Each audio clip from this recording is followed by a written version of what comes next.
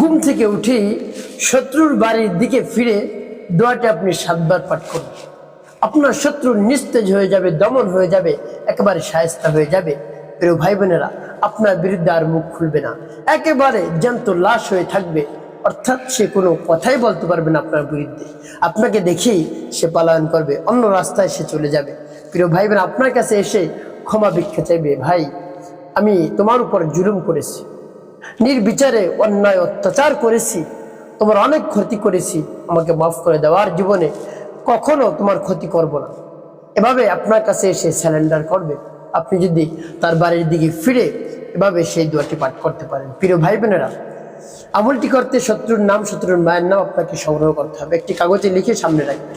প্রিয় ভাই বোনেরা, আপনার শত্রু যদি অনেক শক্তিশালী হয়, কোনোভাবেই পারছেন না, অর্থ সম্পদ অনেক বেশি, জনবল বেশি, কোনোভাবেই পারছেন না, যদি প্রতিবাদ জানান আপনার উপর আরো নির্যাতন বৃদ্ধি করে দেয়, তারপরে অন্য কারোর মাধ্যমেও যদি আপনি প্রতিবাদ জানান, তাহলে আপনার পুরো পরিবার উপর অন্যায় অত্যাচার করা শুরু করে দেয়। আপনি একেবারে অতিষ্ঠ হয়ে পড়েছেন, কিছু বলতেও পারছেন না, মুখ বুঝে বুঝে সহ্য করছেন শত্রুর যন্ত্রণা। শত্রু আপনার সম্মান নষ্ট করে, রাস্তাঘাটে, হাটে মাঠে, রাস্তায় যেখানে দেখা হবে আপনার সম্মান নষ্ট করে। কিভাবে? হতে পারে শত্রু আপনার ছোট, কিন্তু তার মান সম্মান নেই, আপনার তো মান সম্মান রয়েছে, আপনাকে নাম ধরে ধরে ডাকে, বা অন্য যে কোনো সমস্যা আপনার করে রাস্তাঘাটে মানুষের সামনে। আপনি একজন সম্মানিত ব্যক্তি, কিছু বলতেও পারছেন না, তার জনবল রয়েছে, অর্থ সম্পদ রয়েছে, এই জন্য আপনি মুখ বুঝে বুঝে সহ্য করছেন। আর আপনার মুখ বুঝে সহ্য করতে হবে না, এখন আপনার শত্রু মুখ বুঝা হয়ে যাবে, জ্যান্ত লাশ হয়ে থাকবে, আপনার বিরুদ্ধে মুখ খুলতে পারবে না।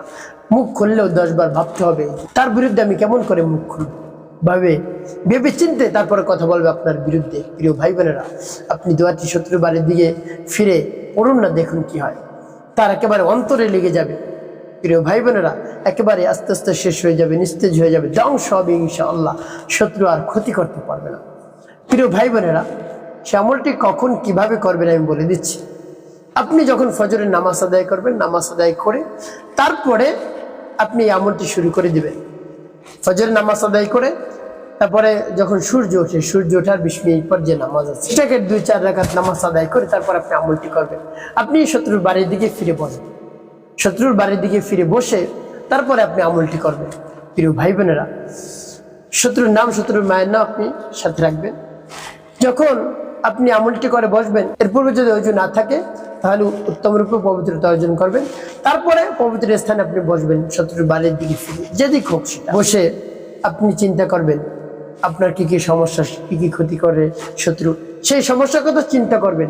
তারপরে আপনি আমলটি শুরু করে দিবেন। যখন পরিপূর্ণ ধ্যান আপনার এই আমলের দিকে চলে আসবে, সর্বপ্রথম আপনি ইস্তিগফার পাঠ করবেন, ক্ষমা প্রার্থনা করবেন, হে আল্লাহ আমার জীবনের সমস্ত গুনাহ খাতা মাফ করে দেন। জীবনে অনেক ধরনের অন্যায় অপরাধ করেছি, ছোট বড়, দিনে রাতে, প্রকাশ্যে গোপনে, যত ধরনের অন্যায় অপরাধ করছি, যত ধরনের অন্যায় অপরাধ করছি, সব ধরনের অন্যায় অপরাধ আপনি ক্ষমা করে দিয়ে আমার অন্তরকে পাক পবিত্র বানিয়ে। এভাবে আল্লাহ রাব্বুল আলামিনের কাছে আপনি বলবেন। তারপরে আপনি 3 বার দুরূদ শরীফ পাঠ করবেন, সাল্লাল্লাহু আলাইহি ওয়াসাল্লাম, সাল্লাল্লাহু আলাইহি ওয়াসাল্লাম, সাল্লাল্লাহু আলাইহি ওয়াসাল্লাম। এবং যখন ইস্তিগফার এবং দুরূদ শরীফ পাঠ করা হয়ে যাবে, তারপরে আপনি কি করবেন, আপনি সেই দোয়াটি পাঠ করবেন শত্রুর বাড়ির দিকে ফিরে, মাত্র 7 বার পাঠ করলেই হয়ে যাবে। তো প্রিয় ভাই বোনেরা, যখন দোয়াটি পাঠ করবেন, এর পূর্বে আল্লাহ রাব্বুল আলামিনের কাছে বলবেন, হে আল্লাহ আমার শত্রু যন্ত্রণা আমি অতিষ্ঠ হয়ে পড়েছি, এই জন্য আপনার শরণাপন্ন হয়েছি, এই দোয়াটি পাঠ করতেছি। এই দোয়ার বরকতে আর পবিত্র রমাদানুল মুবারকের বরকতে আমার শত্রুকে নিস্তেজ করে দিন, শায়েস্তা করে দিন, একেবারে দমন করে দিন, সেজন্য আমার বিরুদ্ধে আর করে দিন মুখ না করে। এভাবে আল্লাহ রাব্বুল আলামিনের কাছে আপনি বলবেন, তারপরে সেই দোয়াটি পাঠ করবেন। দোয়াটি খুবই সহজ, আপনি সহজে মুখস্থ করতে পারবেন। দোয়াটি পাঠ করে পরবর্তীতে কি করবেন বলে দিচ্ছি, আগে দোয়াটি বলে নেই। আমার দেখার নিয়ম অনুযায়ী দোয়াটি পাঠ করবেন শুদ্ধ করে, যেমন বিসমিল্লাহির রাহমানির রাহিম, আল্লাহুম্মা ইন্না নাজআলুকা ফি নুহুরিহিম ونعوذ بك من شرورهم اللهم إنا نجعلك في نحورهم ونعوذ بك من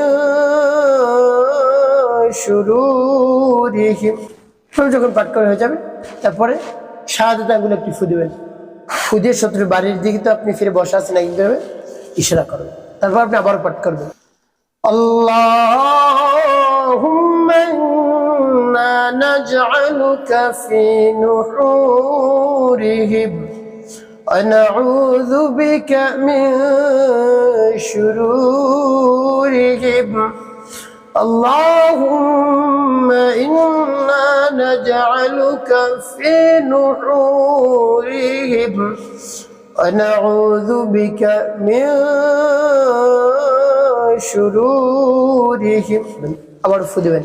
ফু দিয়ে শত্রু বাড়ি দিকে ইশারা করবেন।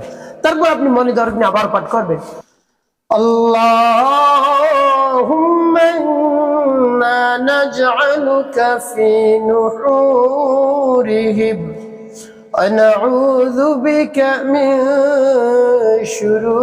শুরুরিহিম اللهم إنا نجعلك في نحورهم ونعوذ بك من شرورهم পাঠ করার শেষ আবার একটু ফু দিবেন। তারপর শত্রুর বাড়ি থেকে আবার ইশারা করবেন। প্রিয় ভাই বোনেরা এভাবে কতবার পাঠ করবেন? 7 বার পাঠ করে 7টি ফু দিবেন। 7 বারই ইশারা করবেন এভাবে। তারপরে শেষে নবী সাল্লাল্লাহু আলাইহি ওয়াসাল্লাম মুহাব্বত নিয়ে 9 বার দরুদ বিরাম পাঠ করবেন। একবার কম পাঠ করবেন।